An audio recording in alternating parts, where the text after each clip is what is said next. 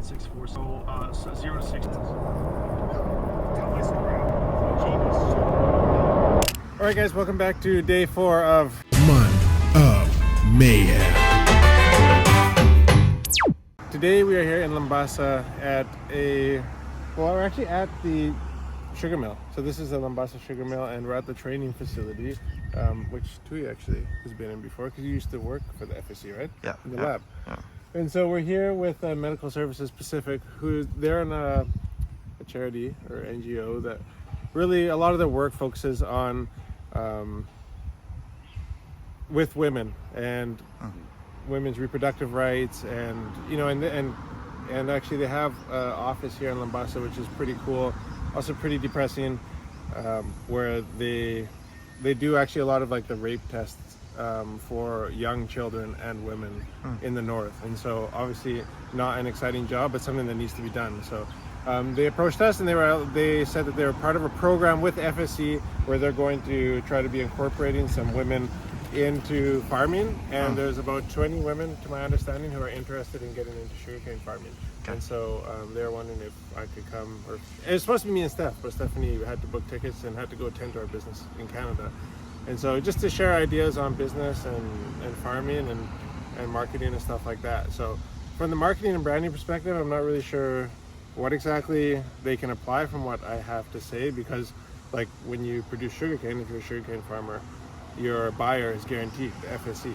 That's your only buyer in Fiji of your product. So, but apparently a lot of them are like got little side hustles going on. So nonetheless, we'll just talk to them about what little we know about marketing and branding and stuff like that, and then do a Q&A. So let's go inside. Oh, welcome. Yeah, the ladies like this. They're already here? Yeah, I will.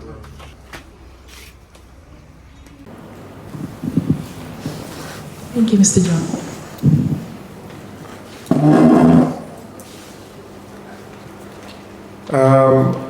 Why doesn't everybody move up? Everybody at the back can move up. Otherwise it feels like I'm too far away from you guys. Hey. Can you guys hear me? Oh. Check, check. Check. Okay, here we go. Vinaka. How are you guys? I'm not used to using a mic in such a small room. Usually I just talk, but I'll get used to it. So my name is Jonathan Bhattisarsari. I am from Senganga, but you probably know by my accent that he probably didn't grow up here. So I did. My mother is Canadian, and I was born actually in Lautoka. And my parents were missionaries. And Bulantlini. I just see you for the first time. Happy New Year. And so my parents were missionaries, and we grew up all over the world. And my mother was a nurse, and my father was a farmer who grew up here in Senganga. And his dad was a sugarcane farmer. And Tilini will know all about that. They're actually very close neighbors with my grandparents. And as we were growing up all over the world, we would visit Fiji. I'm just giving you guys a backstory so you understand a bit more of who I am and why is a guy coming to talk to women. So I grew up majority of my life in Canada, but my parents were missionaries, so we spent time in Africa. We lived in New Zealand as they were moving around. And as we would go different places, my dad would use his knowledge in agriculture practices to teach people in the third world countries how to plant and provide for themselves. So one of the places we lived when I was growing up was Mozambique, Africa.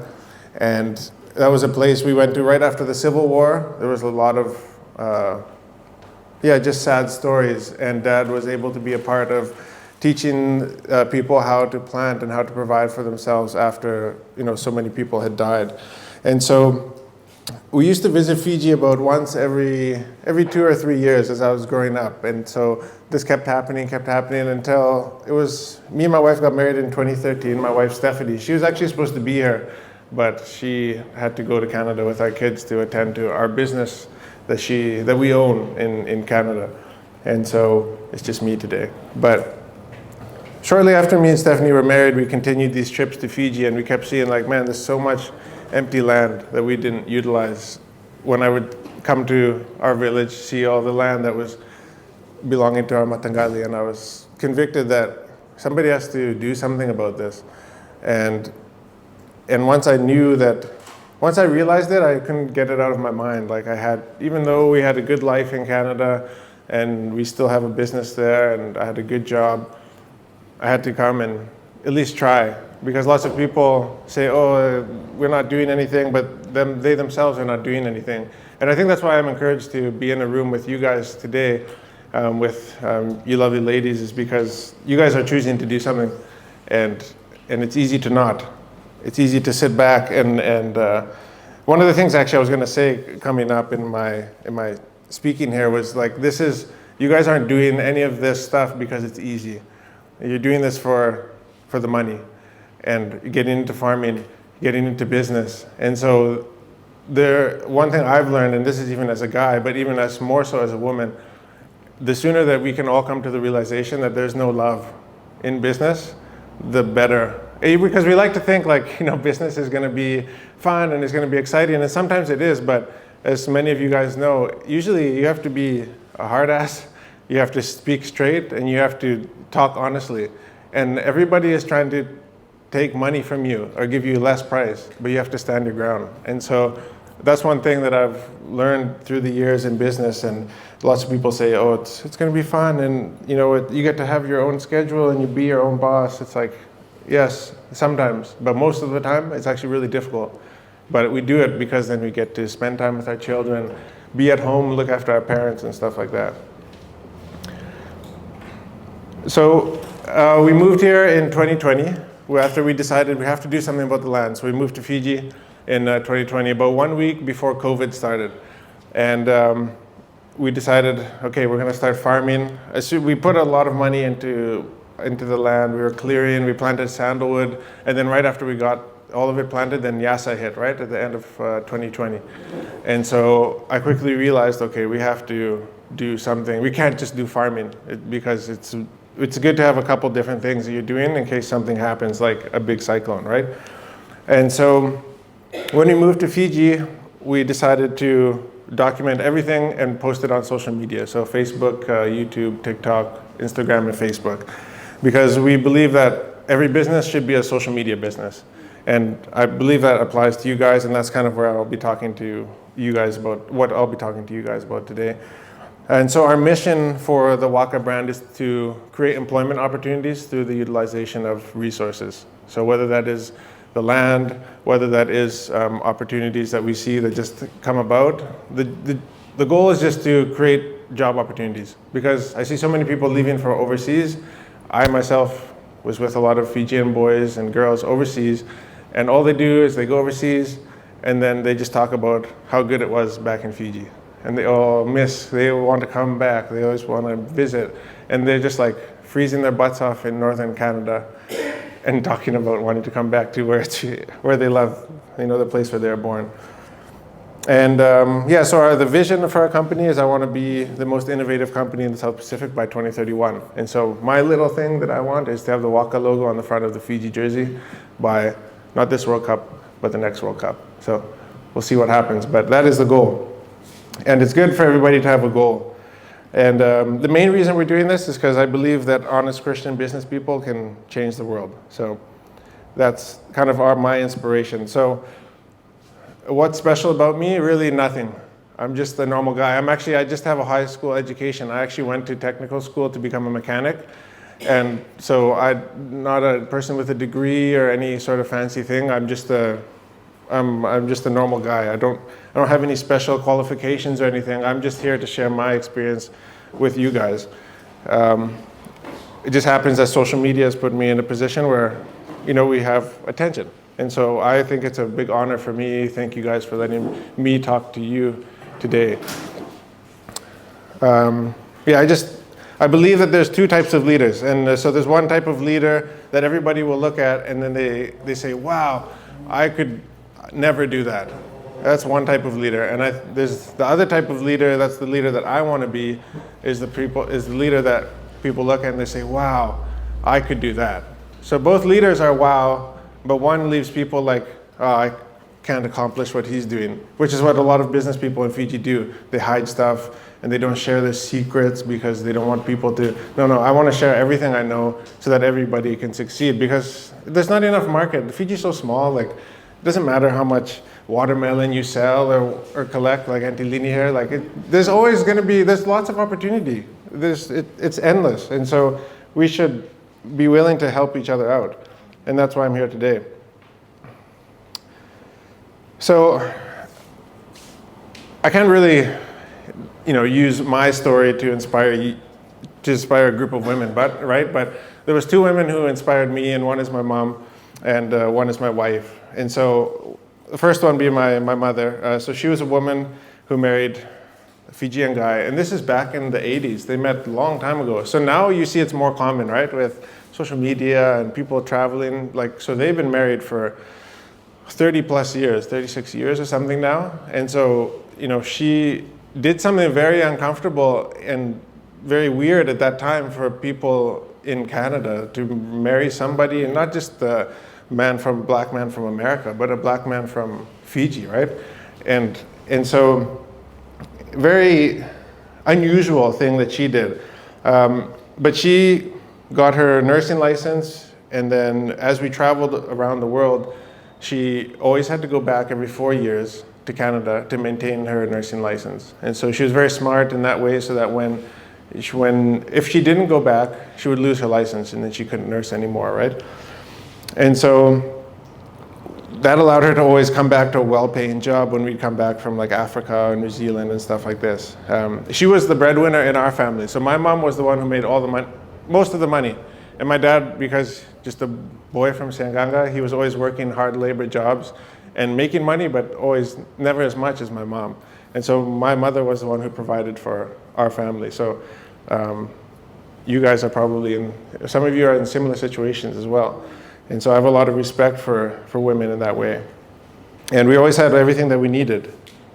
3 meals a day and good education, everything. And so the second person is my wife.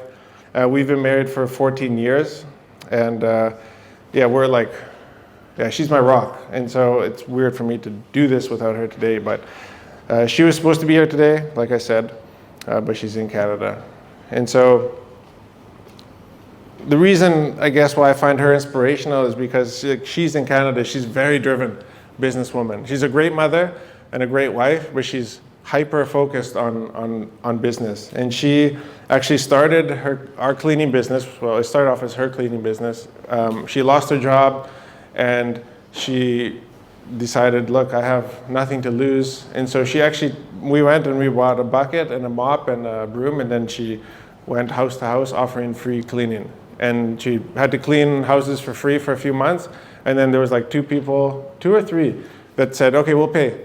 And then from those people, we got some money. We started a website. From the website, we got a few more clients. And now we have the top-rated cleaning company in our city back in Canada. So people always complain about not having capital and not having enough money to start a business. It's not, you don't need capital. You just need this and you need these, work ethic and a good idea, and you can get it done. I believe it because we actually lived it. We started a business with a mop and a broom and a bucket and just some determination. So it's always about risk in business, and we always talk about risk versus reward. But it always seems that when we feel or realize something, like we have nothing to lose, that's when we take action. So I think that's a position that some of you ladies are in here today.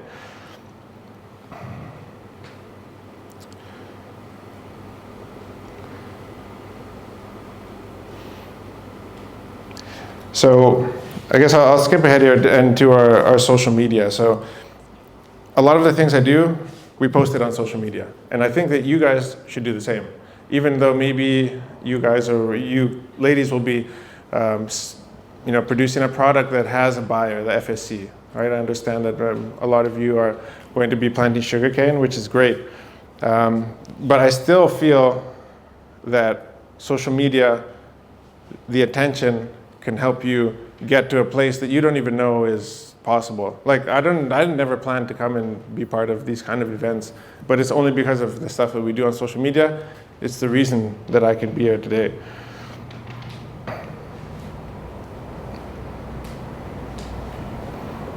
So your story as a woman in farming and business might give hope to one girl who wants to do it but has no role model, right? Like there's a guy, his name is Frank Hamaguchi. He's the owner of a company called Silver Waters. This guy has an amazing story, and I'm trying to get him to do a podcast with me so that we can tell his story. He's a Itauke Fijian guy, and I'm like, man, we need to. He's like, no, I don't want to be in the spotlight. And I said, it's not about being in the spotlight. It's because there might be one person who hears your story and is inspired to do what you did. We released a video of a lady with a tractor, and she bought a farm track tractor from Global Machinery a few months ago, and it's got like almost 1 million views now, and there's so many comments on there about like inspirational lady and this and that. And I'm like, yes, that's why you do social media, is because you might just impact one person, and that to me that makes it worth it. And like when I come to Fiji, I'm a young generation of business people in Fiji, but most of the people that I'm in business with, they're like or who have successful businesses are like second or third generation business owners, and so their companies are like celebrating 50 or 70 year anniversaries. So how can I come to Fiji and be in the same market as all these people? Well, the only way that I see that I can do that is with social media. And so just to give you guys a perspective, so last year on Facebook, just on Facebook, we had 2,650 some days of watch time, okay? So that's about, in 1 year, we had 7 years of people that spent time with me on a video. And so if we include TikTok, YouTube, Facebook, or TikTok, YouTube, and Instagram, it's probably close to 10 years. So for every 1 year that I'm living right now, people are spending 10 years on my brand. So if I'm 50 years behind people or 70 years behind like some of these big Hussein and all these other big companies in Lambasa, they maybe have been here, like they celebrated their 50th anniversary. The only way for me to catch up is to do social media, because in 1 year I can do 10 years. So in 5 years, I'll have lived 50 years of business life because people are getting to know me. Does that make sense? So that's the only way that I can leverage my time. When I go to sleep, people are still watching my videos. They're still spending time with me. Like this, for you guys, like it's, my real 1 hour with you guys, or 1.5 hours, is really 1.5 hours. But if we're recording it right now, and so when this goes out, it might get another, 1,000 hours of watch time. And that is building my reputation. So that's how I look at social media. So when it comes to brand, and that's what we do with the Waka brand, is we're creating a logo. It's more than a logo. It's a feeling. You guys have maybe seen our Waka logo around, and so personal brand is a big deal because whoever has the most eyeballs will win, and we get the eyeballs through the social media. And so what makes you guys different? If you guys are doing a side hustle, or maybe you guys have your own businesses on the side, what makes you guys different from anybody else? And that's what social media and branding allows you to do. Like, and you have to figure out what you sell. Because for instance, like McDonald's doesn't sell food. Even though you go there, you buy food. It sells happiness and convenience. And you know that every time you go to McDonald's, if it's in Nandi, if it's in Suva, anywhere, or if they open one in Damora City, it's gonna taste the same. So food is the product, but that is not actually what people experience when they go to McDonald's. And people don't care about what you sell, they care about the outcome.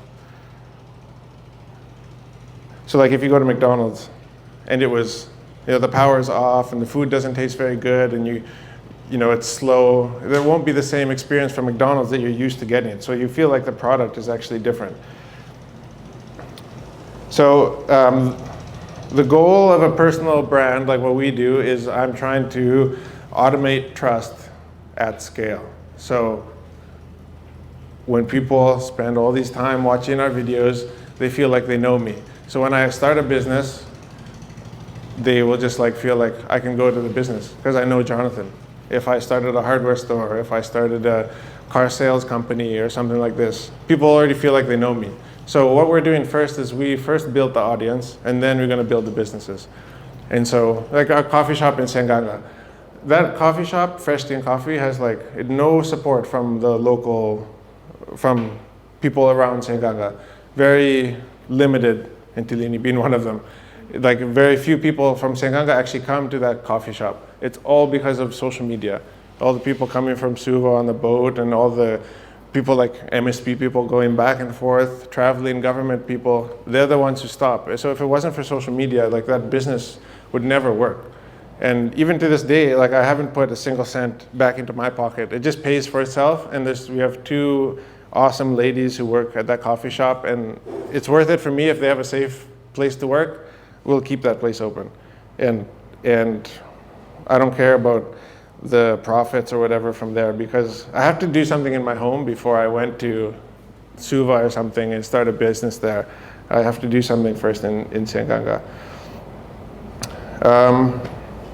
I guess I'll do a little demonstration for you guys.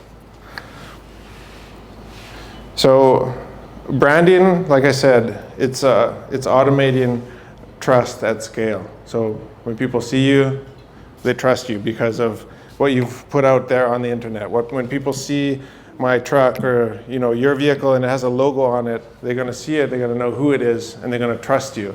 And so people think, so you have marketing. Can you guys see this? It's a bit dark or dead.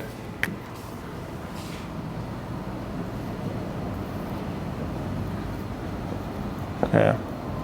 That. And then we have, sorry, getting this backwards. I wrote it first up here. Branding. So we have branding and we have marketing. And so marketing is branding with a call to action. And so I'll explain what I mean here. And so you can see, sometimes we do videos like this, right? And so I've done this one before, I'll try it again. So maybe in a video, I would say something like this. Did you guys know that seed to soil contact is very important for the germination of your sugarcane? And then I could do a drawing, So say this is one stick of sugarcane that's lying down in a dari, right? If you just leave big clumps of soil, you might only get, the soil only touches at one spot like this. And so if you want to have better germination, it's better for you to use a rotavator to break your soil up so that the soil is very small and it touches the sugarcane in many different spots, which allows for nutrient transfer and water transfer, which will mean a better germination rate. Because honestly, a lot of people do skip the land preparation. They try to save money on plowing and civiara and henga and all this stuff, and then they don't get a good germination. But it's like if you would spend an extra $400 or whatever it is, you would actually make an extra $1,000 because you did it properly. Lots of people, they try to save money on the tractor, and then it ends up being not very good in the long run. I have a tractor that I have a driver that goes and plows for other people, so we've seen this before. So that speech, that is branding, what I just told you guys, okay? Because all I did was pretend this was a video. All I did was I gave you guys value. That's it. I just told you guys something, information about this, and that's it. So that's branding. Marketing, like I said, marketing is branding with a call to action. So we call it a CTA. So now I would say, Did you know that seed to soil contact is very important for your germination rates, blah, blah, blah, all this stuff. But we actually have a tractor that has a rotavator. So if you guys would like your soil prepared in a way that is best for germination rates of your sugarcane, feel free to call me in the Sanganga area at 765-3120. Now I've taken branding and I've made it this, marketing, because I've called you guys to call me. I've called you guys to take an action on a piece of valuable advice that I've given you, and now maybe one day you'll give me your business. Does that make sense? So that's the kind of attempt that that's what we do with social media. Because if you give value first, it's much more likely that people will, give it back to you. And so if I give value, I don't ask for a business every time we make a post. So mostly it's about our family, how we live. And then once in a while, I'll say something about our media company or about Fresh Tea and Coffee, and then people will know about it.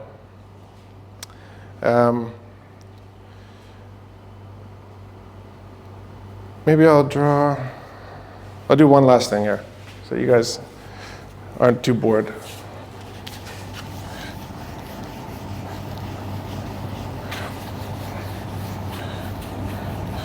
This diagram that I'm about to draw, it's helped me when I think of, what I should do. Lots of people struggle with, clarity. What should we be doing? When it comes to business, what business should I start? How can I make some more extra money on the side for my family? And so,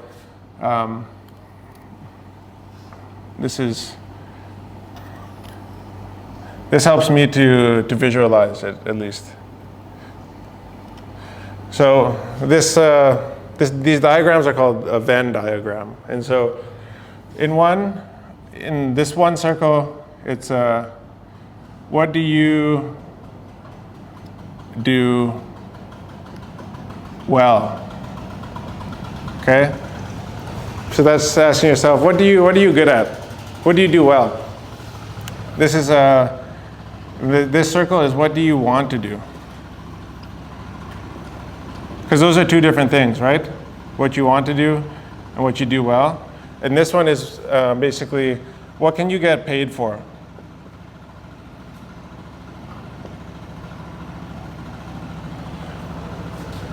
And so, for myself, like I said, I used to work in the automotive. I was a mechanic before, and so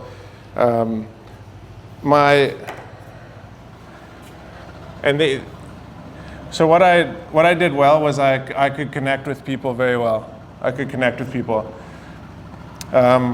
in conversation. Maybe not like this, but one-on-one. It's easy for me to connect with you and have a conversation, just to make a small talk. What do I want to do? I love cars. I love vehicles. Anything with a motor, except for that motor out there, because it's really annoying right now. I love anything that has a motor. Racing, like sports cars, I love that. So that's what I want to do. And then the other thing is, what could I get? So the other question I have to ask myself is, what could I get paid for? And so I know that I like to, I guess, I can talk, right? I love cars. And what could I get paid for? Well, if I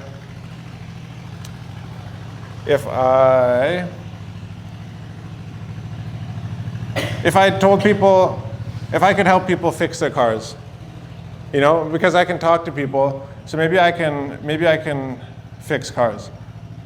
So this one is fix, this is talk, and this is cars.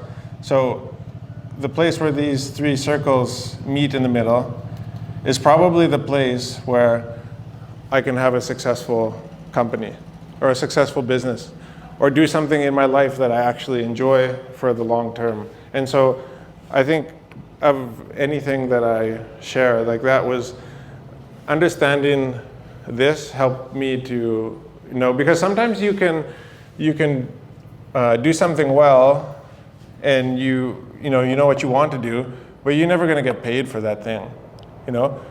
Maybe you like.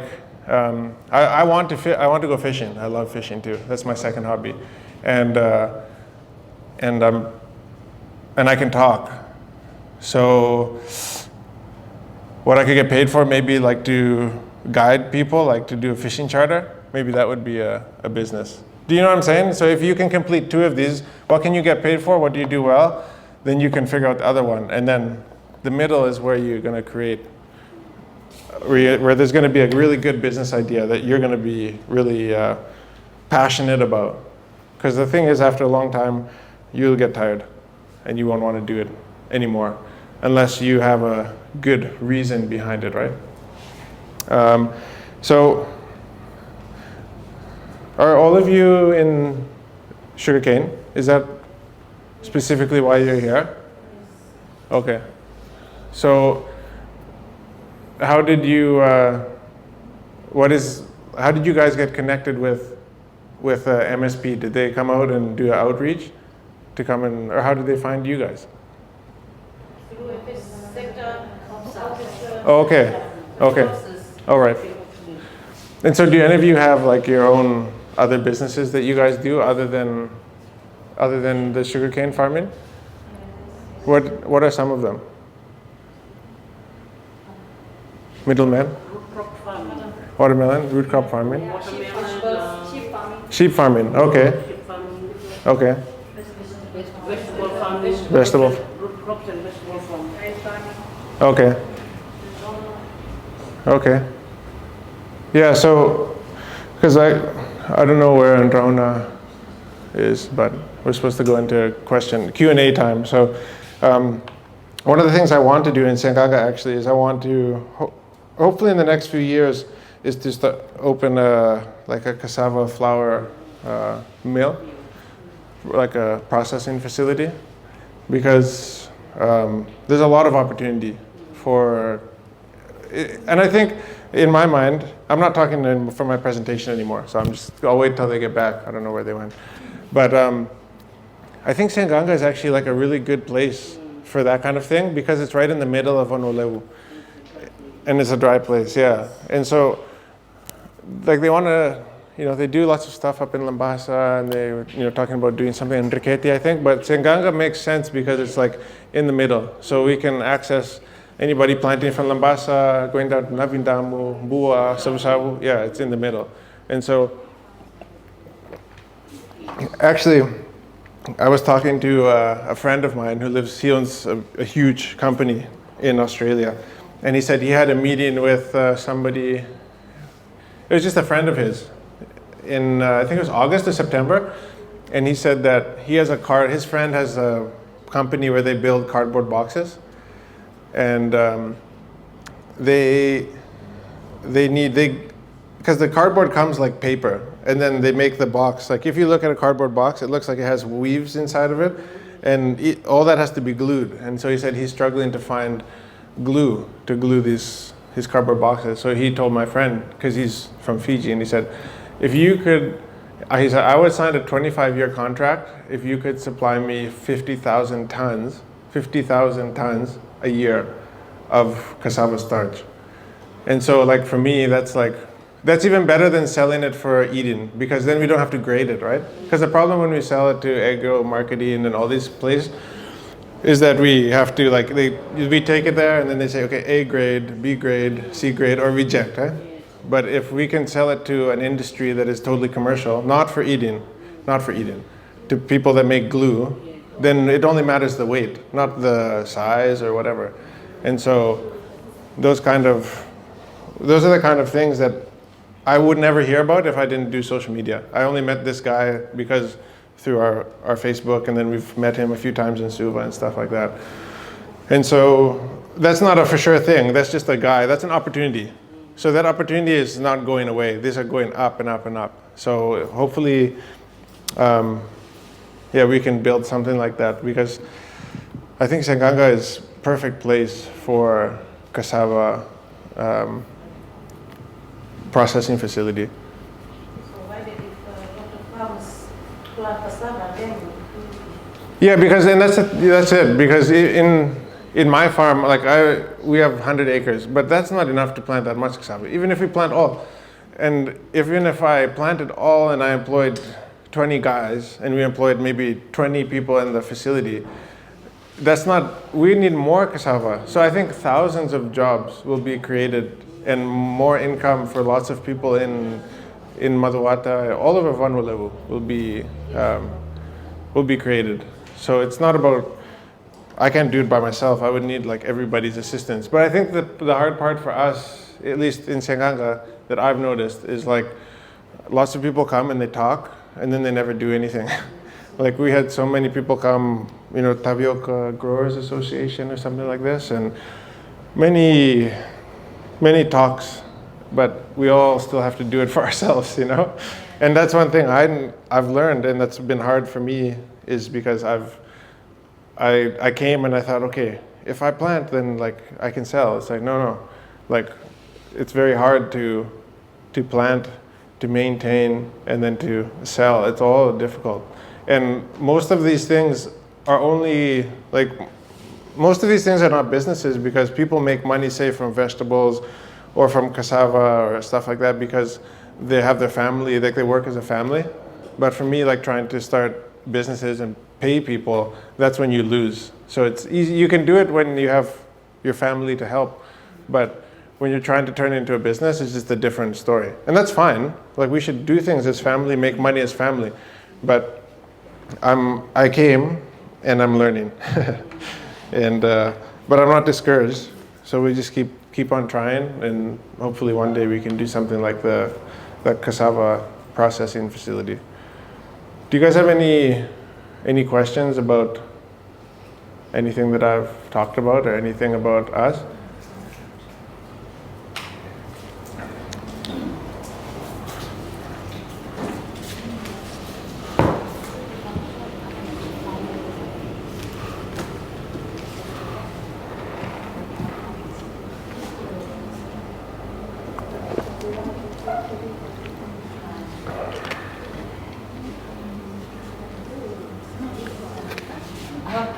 Excuse me, how about the market?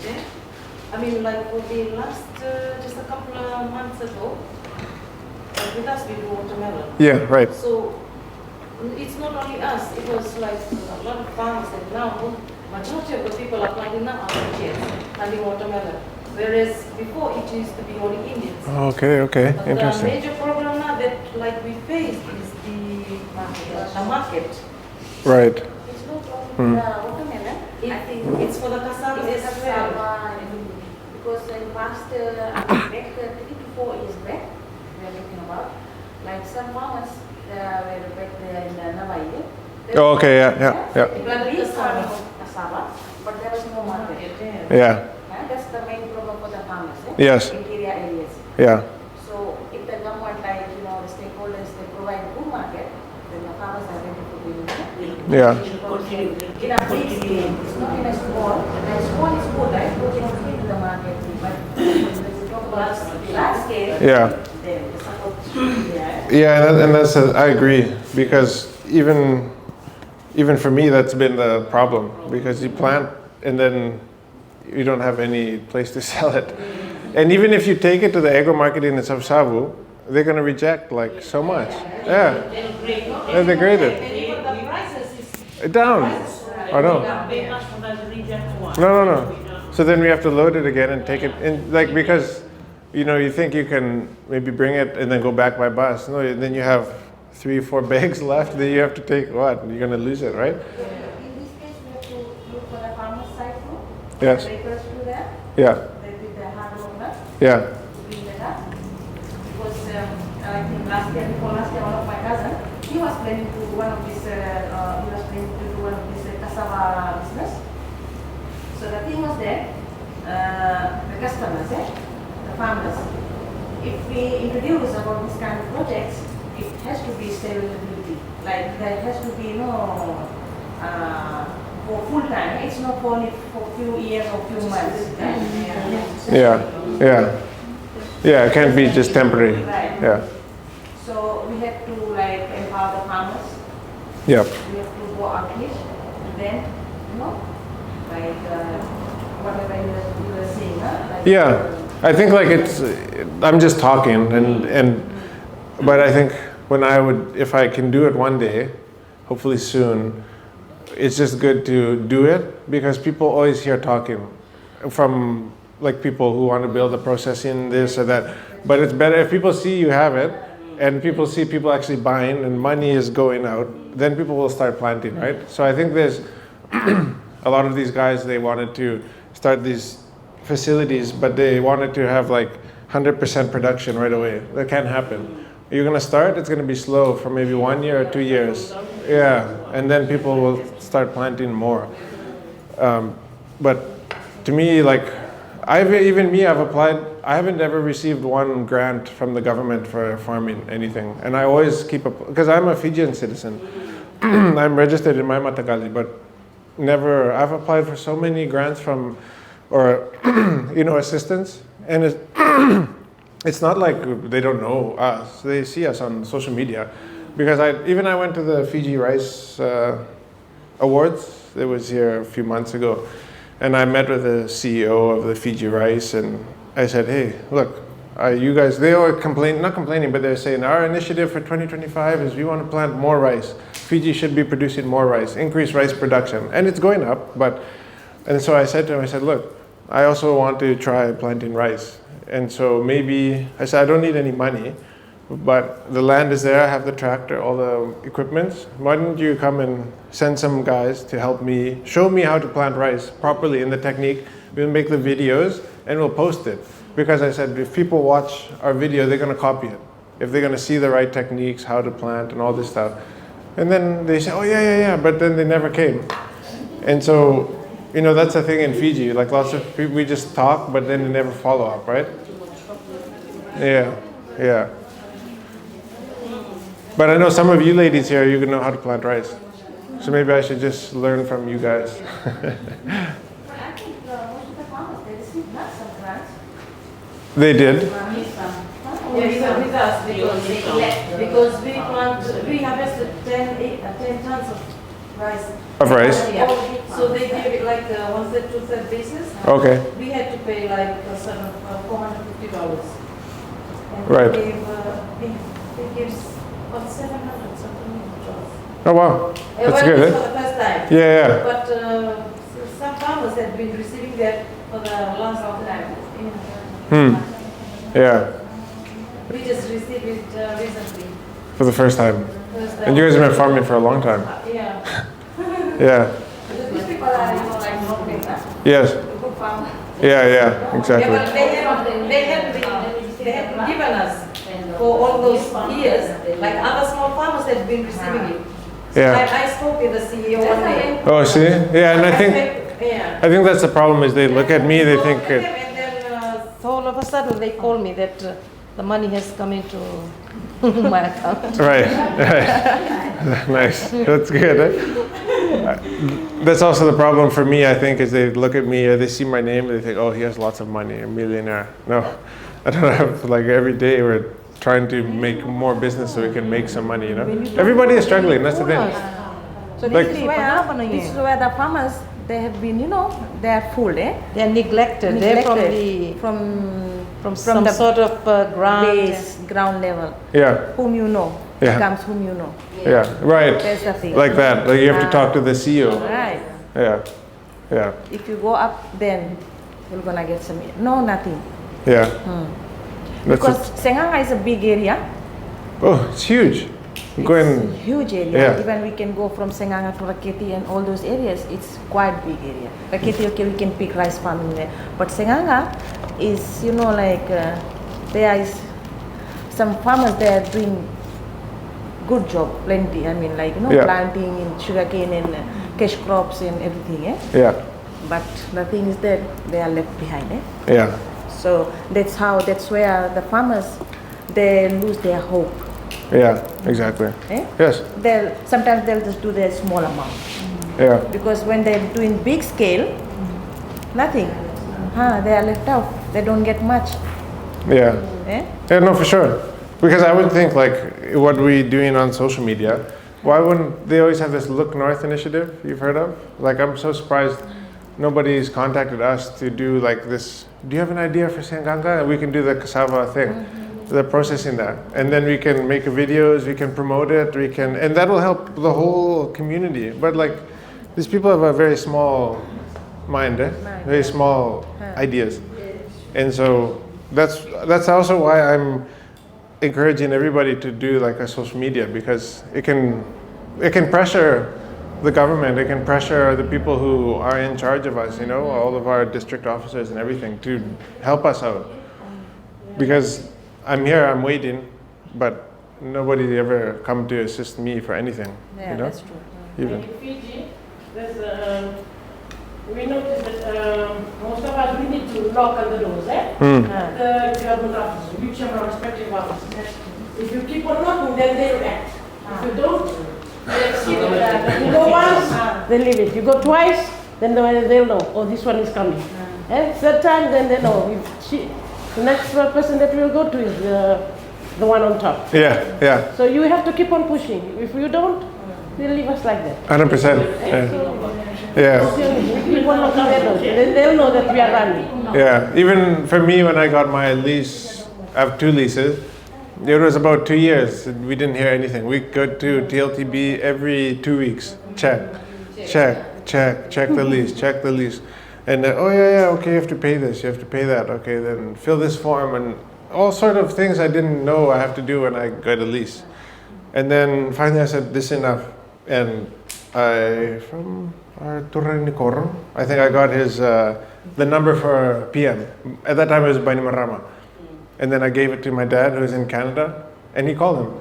And then next day, the manager from the TLTB office in Lambasa called me and said, your papers, everything's ready here. You can come and sign, please. I agree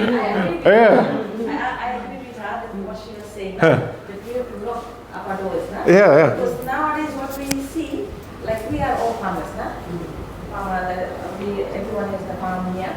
So we are trying to renew the lease and everything. If we go and do any kind of apply for grant or something, first thing they will need your lease document, proper lease. Right, yeah. So if the TLTB is there on time, so the farmers, they receive on time.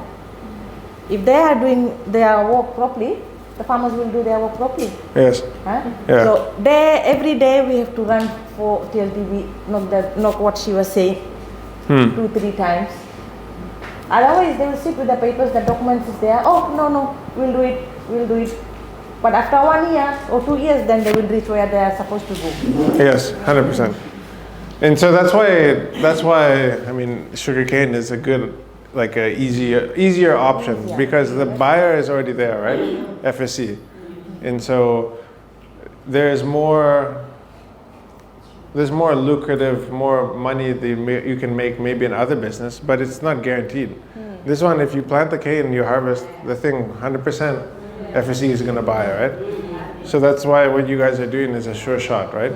Every other thing is like, you say, I only know of Auntie Lini's business, but like if she buys watermelon, it's very risky, because hopefully somebody's going to buy it from her. Maybe not. And sometimes you get left with extra, and you lose. But at least in sugarcane, it's going to be 100%, right? It's exactly. Yeah. So are some of you, some planting are going to be harvested by gang, some by harvester? Everybody's harvester? No? Okay. So what do you guys found? One thing I hear is it's hard to find gangs these days. Is it true? I think harvesters are it's good. Yeah. Yeah. It's good rather than bringing gang from outside. Yeah. Because now before they used to cut like $10, per ton. Like for the laborers. Right. Before. But now recently, maybe 4 to 5 years back, they were asking Colgate, toothpaste, soap, everything. Before, no. When the time we were, young, we used to know our parents. They used to go and bring laborers from, Rambi, Sapsavu, Yes, from there. yes, yeah. And they come in a big amount. I mean, large, but nowadays it's very hard they demand for plenty things. Oh, like food, suki, Right. Angola, all this stuff. Yes, Yeah. Right. Like in 1 week, Saturday, Sunday is there, so we have to provide them fish, grog on Sunday, singatambu, they have to rest, Yeah. right? All those Yeah. things. Before, no, we don't have to provide all those things.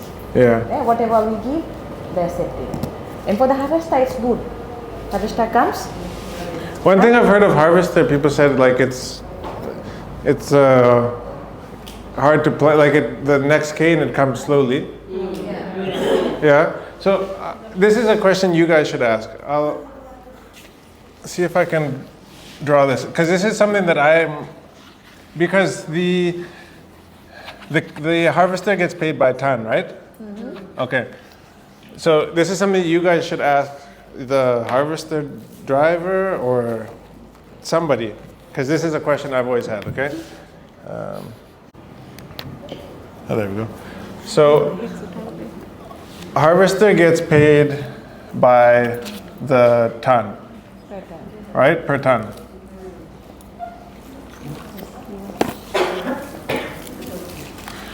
So if we have a field, right? Let's say this is our field. And in here, just say 1, 2, 3, 4, and dari, right? In the field. The harvester, like we said, it gets paid per ton. So if we just, how can we show this? If this is say this is your ground, eh? And this is your cane is like this, right? Coming out of the ground. If it's the harvester will always take as much cane because they're trying to get paid by a ton. I think you guys can ask. So they're gonna cut your cane as low as they can go because they're getting paid by ton. And no matter what, they're still gonna do foreign dari. Whether they take it up here or they take it down here, their fuel is still the same. Their cost, their expense, right? So they're gonna try to cut your cane as low as possible to that ground, right close to the new, what do they call, ratoon, or the germination place, right? And so one thing that I would encourage you ladies to do is challenge your harvester operators or talk to the sector offices to try to get them to raise the blade. I think maybe it's, I don't know, because they will make extra maybe half ton or 1 ton, but that's money for them, right? But for you, that might be 1.5 months of germination, right? So that, I think if they would just leave a little bit more, I think they would see a different result from this is my, I don't know. You guys have to ask your sector office. But when, okay, one suggestion I'm just giving, yeah. because it depends upon the operator, nah? Sure, okay, Right? yeah. If the sugar cane is clean, you can see that hari, everything, Yeah. the line is proper, then it's okay. They cut it from down below. If the sugar cane is bad, you got plenty jungle and everything is Yeah. there, the gin is there, then they will go from top. Oh, okay, That's the thing. I see. That's the thing. So if you do a good job as a farmer, they're gonna punish you and take it from the bottom. If you, But Excuse me, but some of the operators, they said there's a certain level that we can cut at the same level. We cannot go up, we can put the machine further down. There's a certain level of cutting for the harvest. They are saying like that. yeah, I don't, no. All these machines have adjustments on them. They will that's the thing, because they see, especially if you guys are women, No, I think- they will try to play games. I think you are right. Yeah, From the FSC, yeah. they need to cut or harvest the cane the level.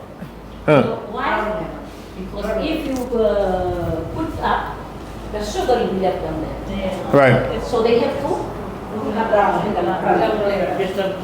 right, Sugar will be left there. right, Sugar is down right. towards the ground. Yeah, I'm just saying there has to be a balance, thinking about the farmer and thinking about because even you will get paid more for your tons, right? But if you take it right down to the ground, that will affect your next harvest and your next, because people are saying with harvester they're only getting maybe 2 years. They have to plant. That's why manual is the best. Yeah. Manual is the best. Sorry. Yeah, because but the manual, you see when the boys when they cut the maybe a little bit on the From our sectors, for that to Wanikoro, a lot of us they are not using the harvester. Yeah, even us in our village, we don't. Slope, yeah, right. Countries that the slopy part and the wet part, like the manual than us, we can keep continuing throughout the day. Right. And the harvester, it's depend on the weather. Right. It's okay, then it's okay. For Yeah. So if you have a hilly place, you won't get the harvester. Right. Otherwise, they'll just have to wait for the weather. Right. But when it comes, if the sunset comes, then otherwise it will stop. But gangs can go all And day. then they can just continue from morning till afternoon, Right. whether it's rain or whether it's Exactly. But with the harvester, it's like less time consuming. Yes. Yeah, it's fast. So it's just upon the operators. They can Yeah. So they will tell you probably like it's going to be a loss for you because you're going to leave the sugar and the tons there, right? But you just have to think of maybe not just to the ground, maybe a little bit, just a little bit, just to help for your next season. Because if you haven't, I've heard from my uncles who are cane farmers, they said like they have to, if you use a gang, maybe after 4 or 5 years you can replant. But if you use the harvester, they're like every 2 or 3 years they're having to replant. And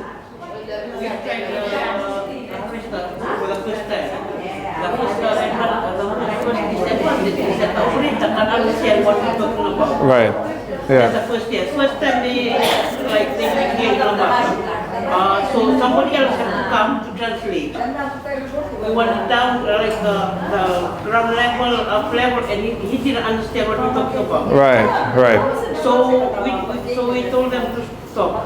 Oh, really? Yeah, so we just back to normal, to manual. Gang. Yeah. Yeah. So, like I said, I'm not sure about this. This is my own from hearing and thinking. This is what I get because I used to be a mechanic, right? And I used to work in with machines, and so I know they can adjust. Yeah. It's just a mindset. Yeah, because no matter what, they're gonna cover the whole field.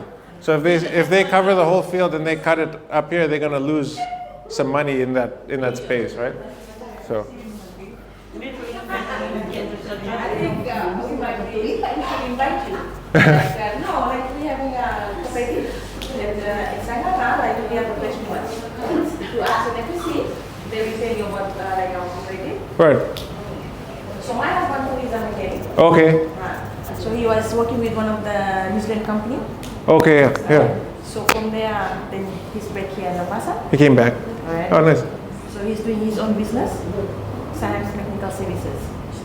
So he's doing all the mechanical for like Chotu Nana, the crusher. Okay, yeah. I started one for our harvester and some other harvesters. So he's doing all the mechanical. Where is your farm?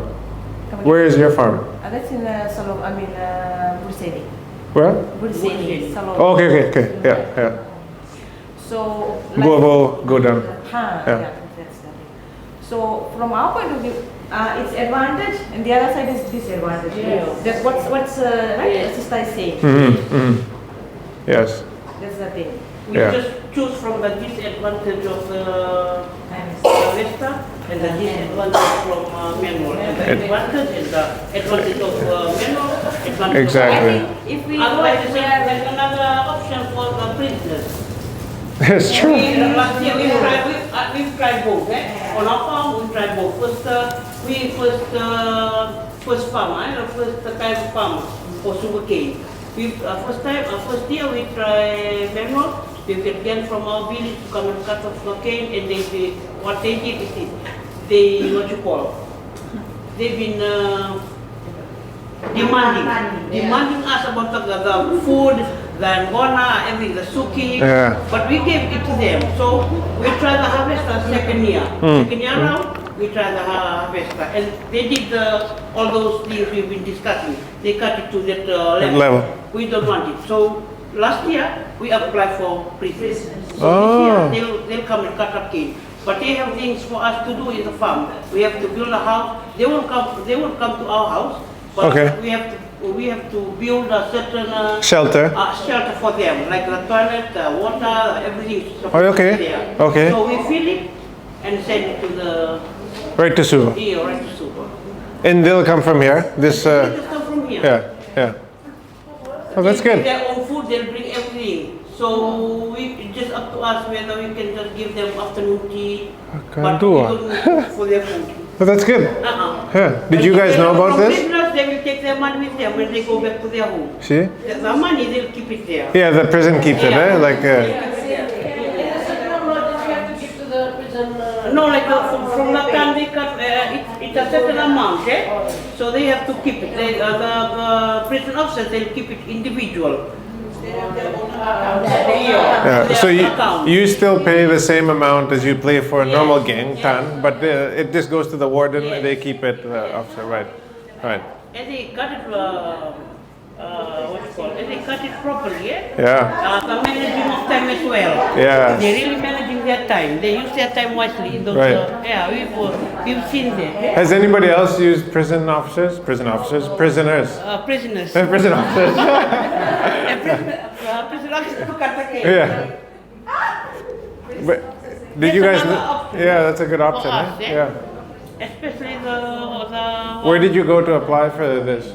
Or how did you apply for this? we fill the form. We get the form from Patrikuka?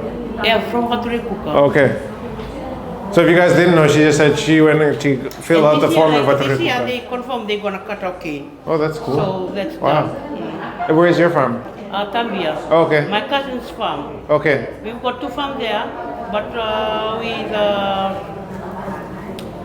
the caretaker there for both farms. Yeah. So do they stay the night when they come, or they go back to the prison? They Eh? just come in the morning. There's Yeah. a certain time for them to leave. That's so good. Yeah. So they'll come in the morning. Yeah. They'll bring everything, their food, their lunch. And then So in the afternoon, they go back. they go back. That's the best gang ever. Like certain farmers, like 1, 2, 3, 4, 5 farmers, they build their house, toilet, it's a shelter for them, eh? Just to come, when it's rain, they shelter there. It's good. Yeah, then when they finish cutting from this farm, they go to another farm, but they use this, Yeah. one farm, like 5 farmers, they can do that. They can apply for that. That's great.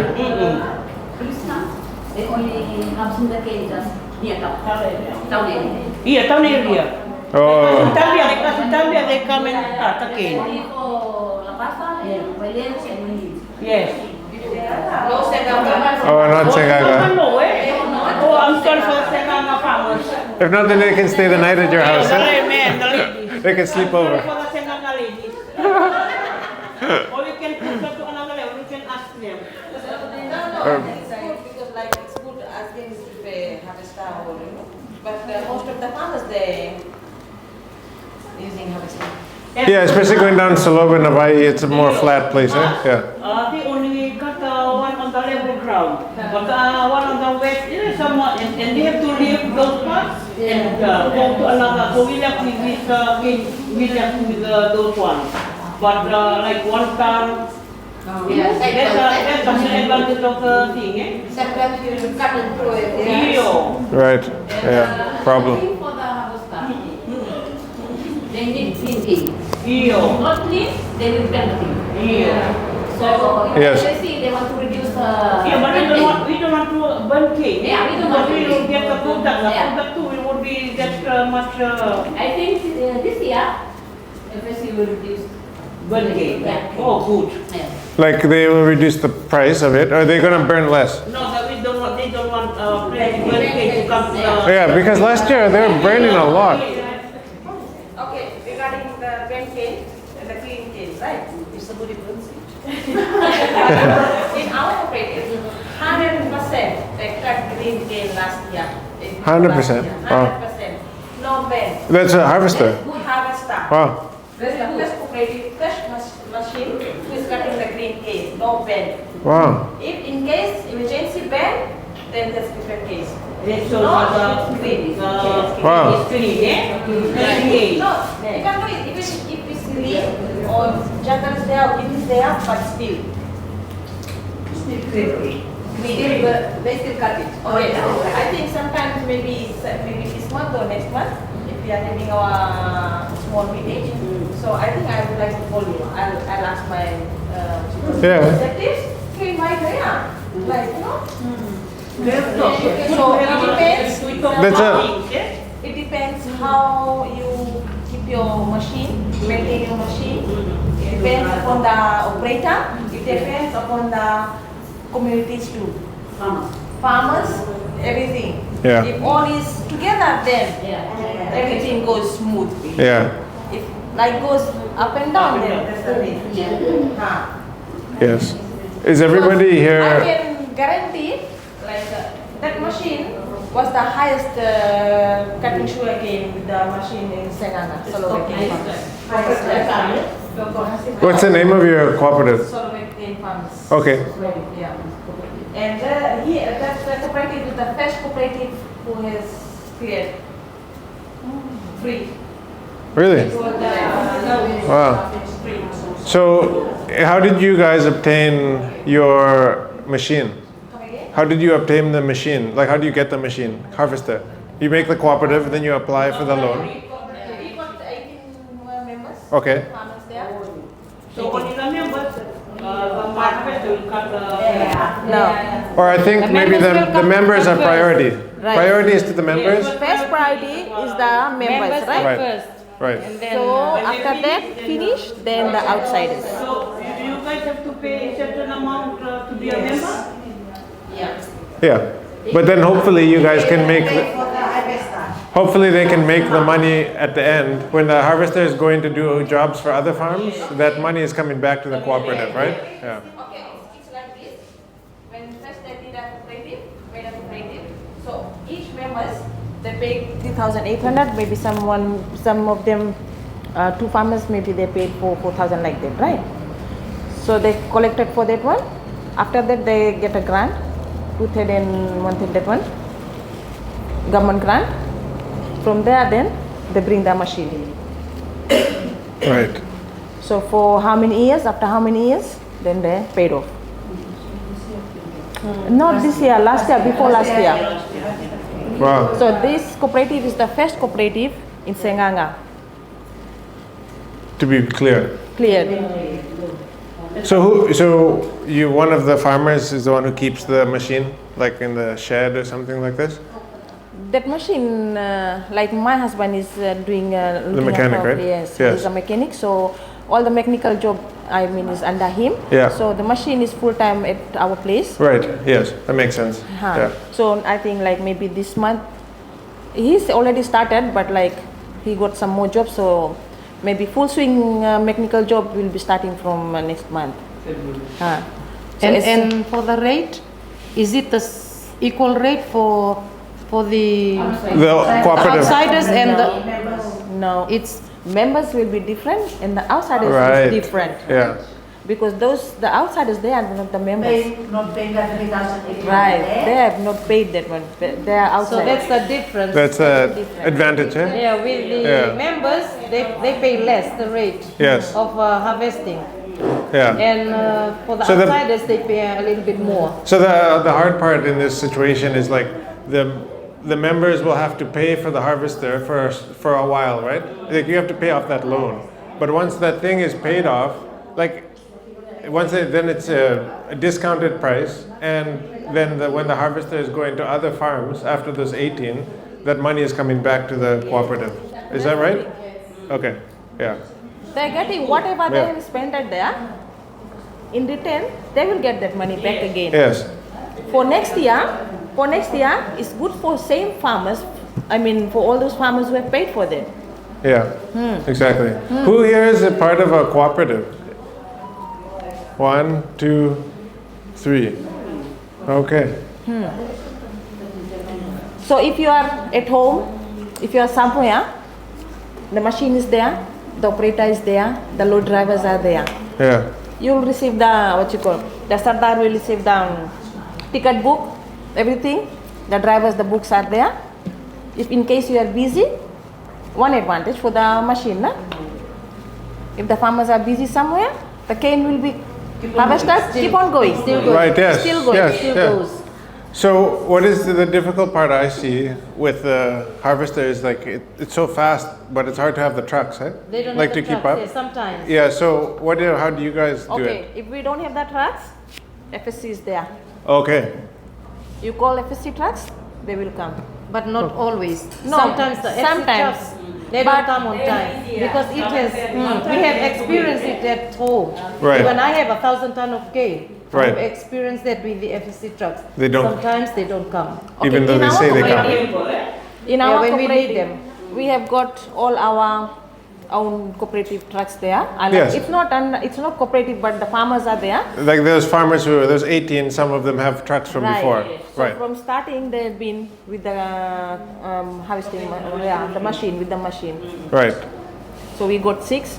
So that's an advantage too in the cooperative is other you share your resources, right?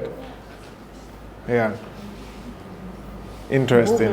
Interesting. Yeah. That's what we are saying. Sometimes, I mean, like in one side we see it's advantage, and like the other side is disadvantage. Yeah. It depends. Hours, eh? Right. So it depends.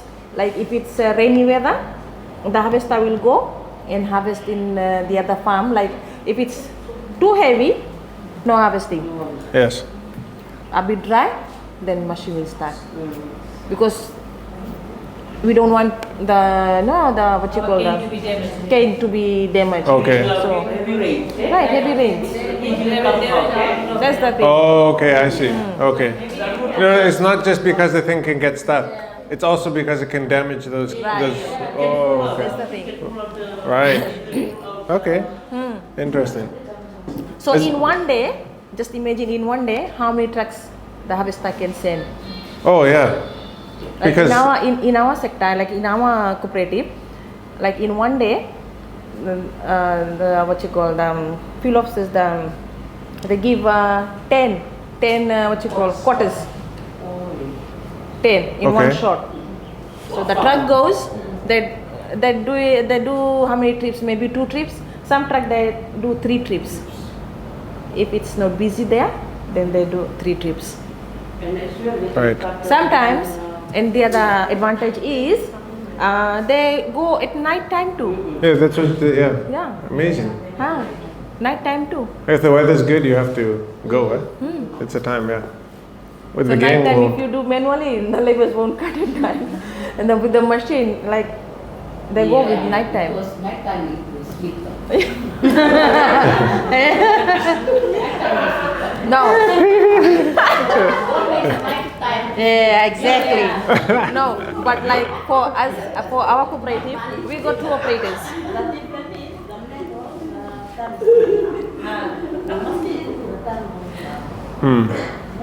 Like every year. Every year. It will affect. No, see, it depends if you bury that what you call the leaves. If you leave that leaf, trash, right? It's it's too tiny, right? If you leave that one, you see the production. Yes. If you want to ask, I can give you one there's one person, Iqbal. He's from Natua.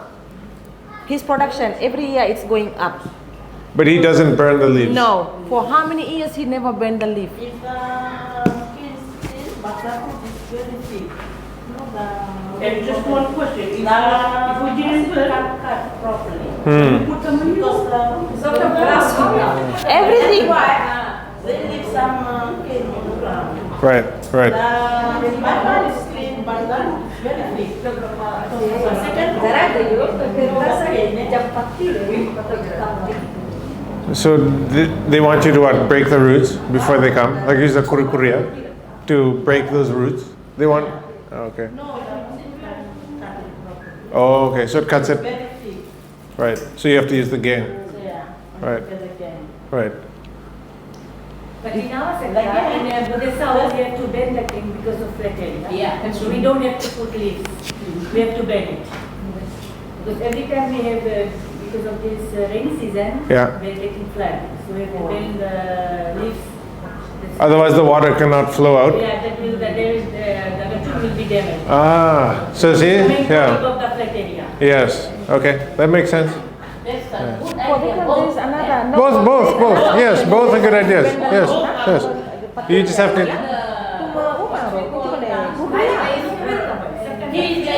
flat place. What is the production? You get the same production.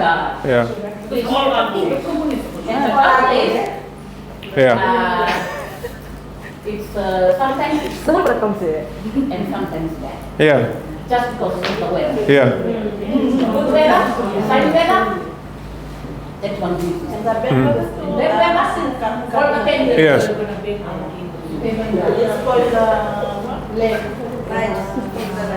Yes, yeah, Lindari. That's why I'm not a cane farmer, so I'm not acting like I know anything. But I think it's good for us to just have conversation sometimes, right? That we share ideas. Because I've heard that it's good not to burn the leaves. But then like this lovely lady here saying, no, in the flat place, we have to burn so the water can flow. If the leaf is, not letting the water drain, then it's just sitting there and it's rotting we're rotting the ratun, those new germination. So both make sense, right? No, We have to. if you bend the leaf, after that you use the kurkuria. Right. Yeah. Use the kurkuria, and again your production will be up too. Right. Because why? If the machine goes, your area will be flat. Like It's hard, stiff. getting hard. Yes. It will be Yes. stiff. Yeah. So every year you can use the kurkuria. Right. If not every year, Every time we have to do that. In the flat area, And many people I see, they don't use it, the kurkuria. Because I bought one for my tractor, but very seldom people ask for a kurkuria. But it's a good thing. no, it's a good Yeah. thing. Yeah. It's a good thing. Especially even for the application of the fertilizer. Right. Yeah. Yeah. Because it's another place for the fertilizer to go inside too, if you put in the blend. Yeah. You are, okay. Any other questions or any other things we think we should talk about? Like I love this conversation because I don't know anything about sugarcane farming. But I just love, most of the time, people will do this kind of talk and it's very boring and it's very long and so, but it's fun when we can just share our own ideas, right? And we can have a conversation, yeah, because most of the time in Fiji, people don't just talk, like this. And then we don't learn different techniques, different strategies. And so this kind of thing is very helpful. And so if does anybody have any other ideas? Do you have any idea? If not, then I don't know where are they? Calling Drauna, the outside. It's good, na? Ki lady farmers logan. Ki हम लोग ये सब चीजें होता है.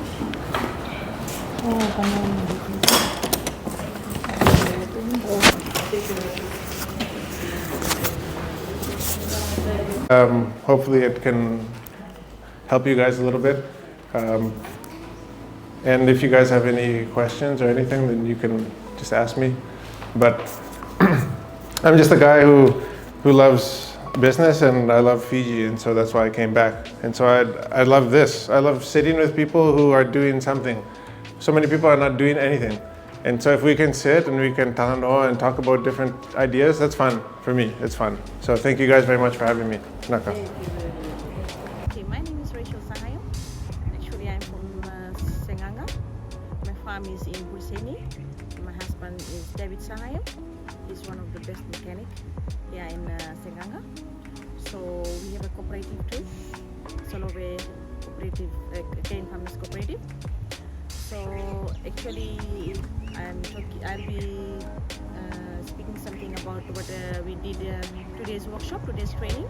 It is a good encouragement for the lady farmers actually, for good motivation and empowering. And it's good like this kind of trainings and workshops so that the ladies are more encouraged in farming When we see there are some places where the young generations, they don't know anything about the farming. So it's good opportunity for the ladies, and I would like to thank MSP and WACA for giving us this good opportunity for attending this training, and thanks for Mr. Jonathan for giving us good motivation on women empowering, and about like if we are having a business or something. He gave us good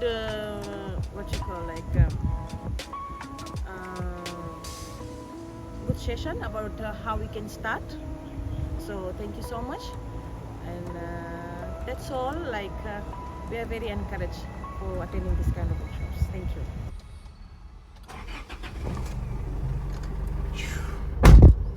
So hot. Well, what do you think? Yeah, it's a good I session. didn't really know how it was gonna go. Yeah. But I think it was fun to open up the conversation. The conversation. Yeah. I'm gonna say this over and over again. Like when you do like workshops or like when there's women involved. Yeah. They're just more.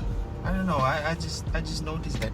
Like what? They're more like open to conversations and Yes. it's stuck. Yes. Yeah. Yeah. Yeah. Like there was like lots of talking going Right. on and lots of like back and forth and Yeah. ideas sharing, and like I know that what we do doesn't really apply to these ladies, Yep, on social media and so, but that's what I know. So I can't really speak about something that I don't know about. Like I told them, I said I'm not a sugarcane farmer. I just, from common sense, this is the kind of stuff I could share. Right. But like, what they, like, just sharing what we do on, and with Facebook and all that kind of stuff, and how we integrate that into our business. At least maybe, because I heard some of them have stuff that they do on the side.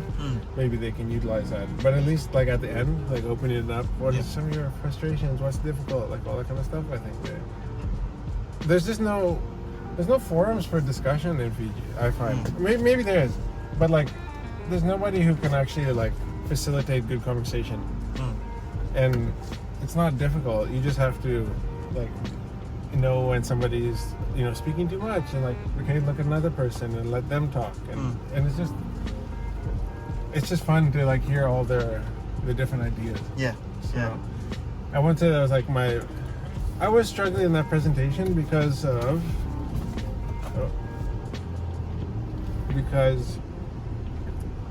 like a lot of what we do doesn't really apply to them.